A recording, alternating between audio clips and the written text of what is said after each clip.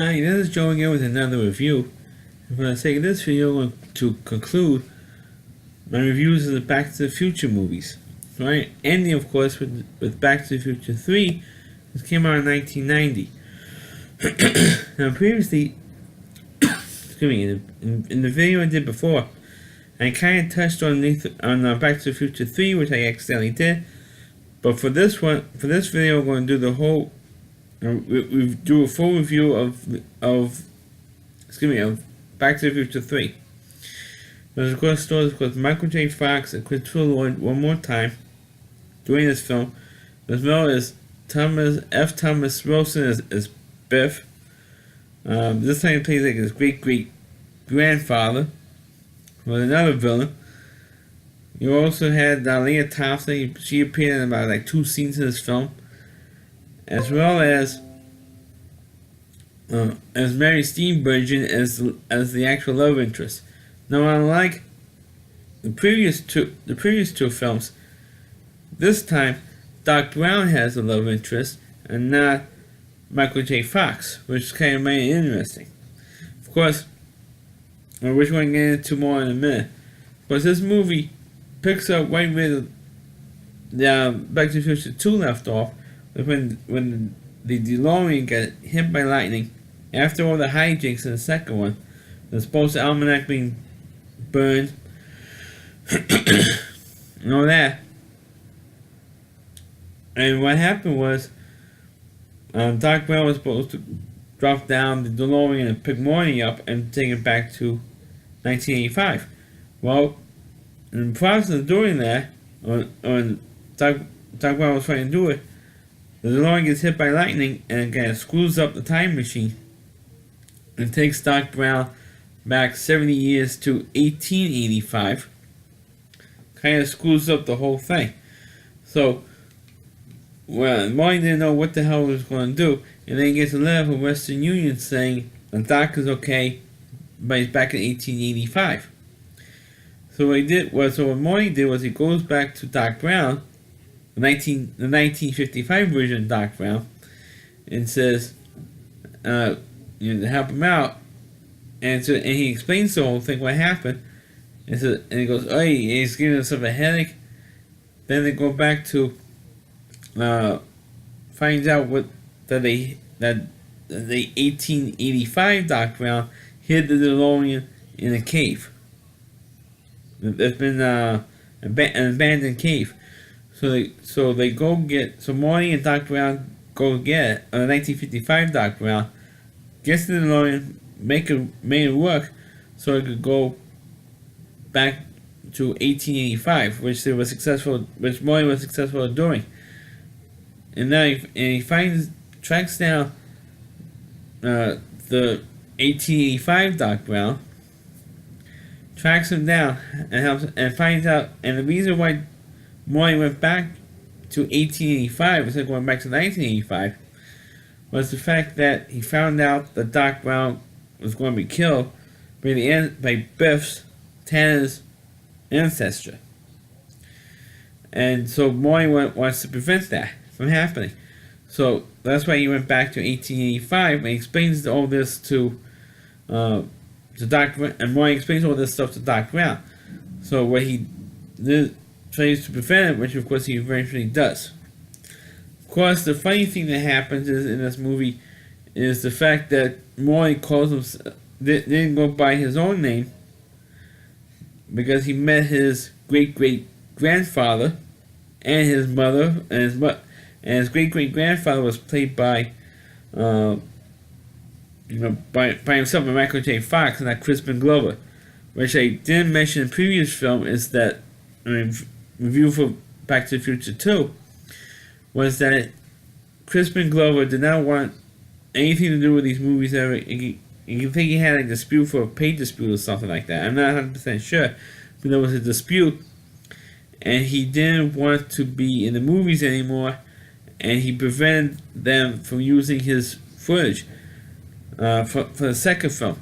But they used it anyway with a body double and Crispin Glover's suit. So for the third film, you didn't see Crispin Glover playing George McFly in the third film. He didn't have any mention of George McFly at all in the third film. And, I mean, he gave a great performance in the first film, but he didn't have anything more to do with the other movies. I guess he got like typecast or kind of made fun for being in that movie the way his performance was, playing this dorky loser.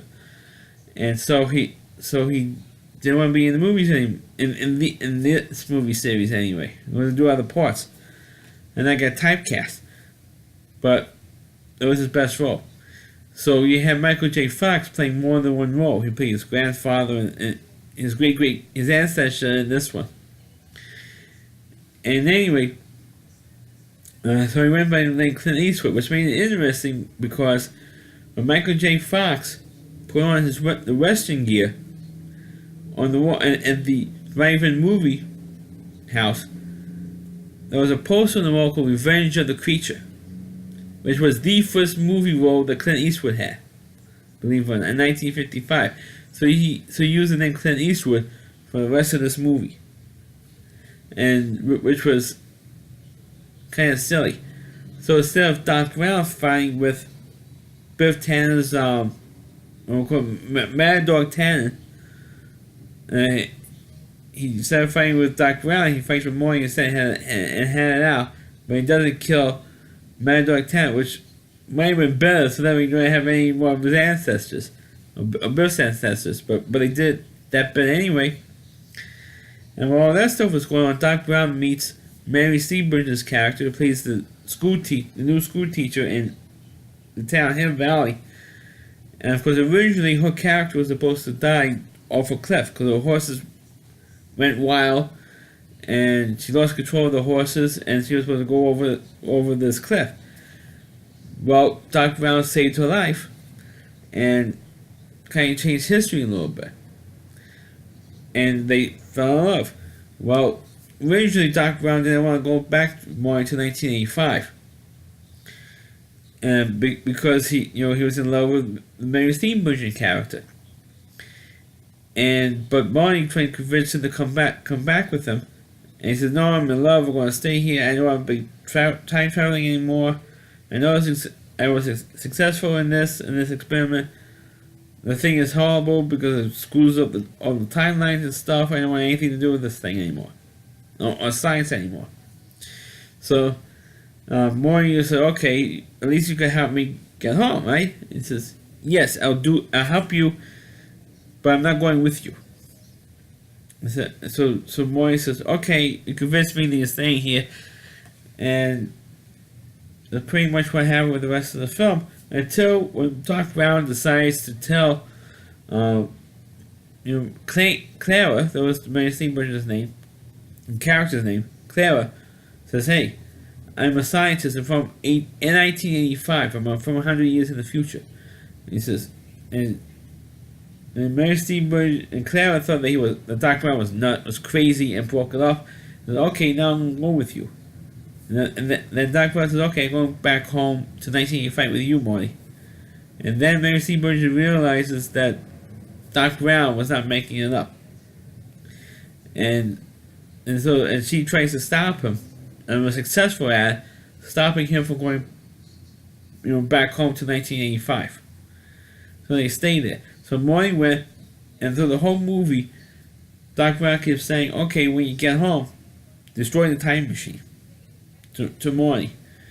And of course, the time machine got destroyed anyway because he was using a train to push the DeLorean to 88 miles an hour to get back, to kick in the time machine.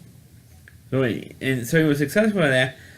But as soon as Morty landed back in 1985, he couldn't get the car off the tracks, and here goes another train coming from the other direction, and that destroyed the time machine, the DeLorean. So now Morty is upset that Doc Brown can no longer come back to 1985.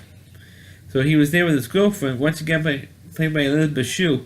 I don't think she played. And the funny thing is that Elizabeth Shue played Jennifer, Morty's girlfriend, in the second and third films of the Back to the Future series, but not the first movie. They had another actress play the part. But for the other two films, it was Elizabeth Shue played the part in the second and third films. It's one of those things that happen, the crazy things that happen. So they go back. So Marty and Jennifer go back to where the DeLorean was destroyed, and they look around and go, "Oh, this thing can be salvaged." They saw the time capacitor, and the times where you're going, where you are, where you were, where you're going. Readout thing, and they found it. And while they were there, they're looking around and depressed that shame that I'm going to miss Doc Brown, and I'm going to miss the Doc and all that stuff. And all of a sudden, bam! This locomotive came in, and Doc Brown made a locomotive into a time machine. Believe it or not. Right at that time, he mentioned the fact that he now married Clara and has two kids. Name one was Jules and the other one was Vern, because they both family fans of Jules Verne. So they named one kid Jules, so the first kid, and the second kid named Vern, so named Jules Verne. Was fathers of science fiction. And of course, here comes one of the biggest goofs that everybody talks about on YouTube and everywhere, and you can see this clip on YouTube actually, where one of the kids, I think the one supposed to be Vern, stands there in the train, and he goes like this in the camera, and he points to his, the little deck there. I mean, everybody points out this scene in the movie, and this movie was fine. I mean, there's no other problem with this movie.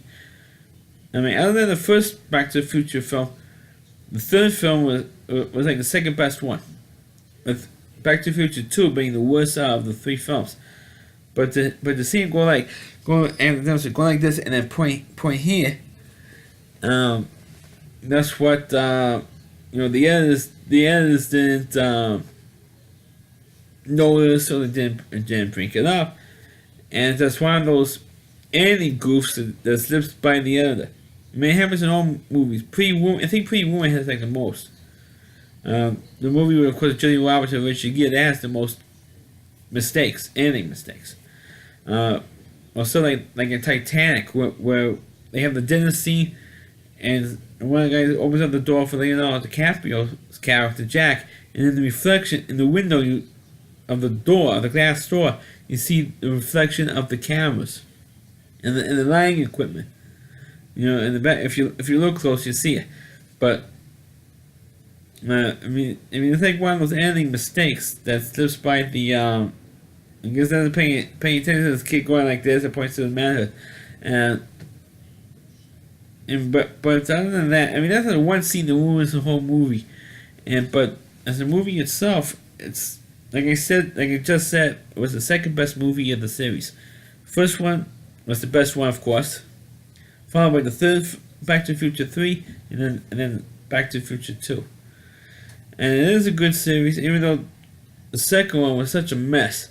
Now, it was lucky they were able to get this one in, because the second one was terrible. Especially for Cubs fans who were stupid enough to bet on their team in 2015, and they got swept by the Mets in reality. So which was funny because it messed up the prediction in this movie, which is funny. So screw you, Cubs fans. Right. So that's my review of Back to the Future 3. Please click on the video. Please rate it. Please subscribe to my channel. Please forward this video to your Facebook pages. You can check out all my reviews and only on my YouTube channel at rowdyc.com. That's over WDY. And then at C.com. Homepage and Rowdy reviewer Chris Lee Moore. And you can check out all my reviews on his website as well. And also check out all of his TV trash reviews. Thanks for watching. And catch you next time.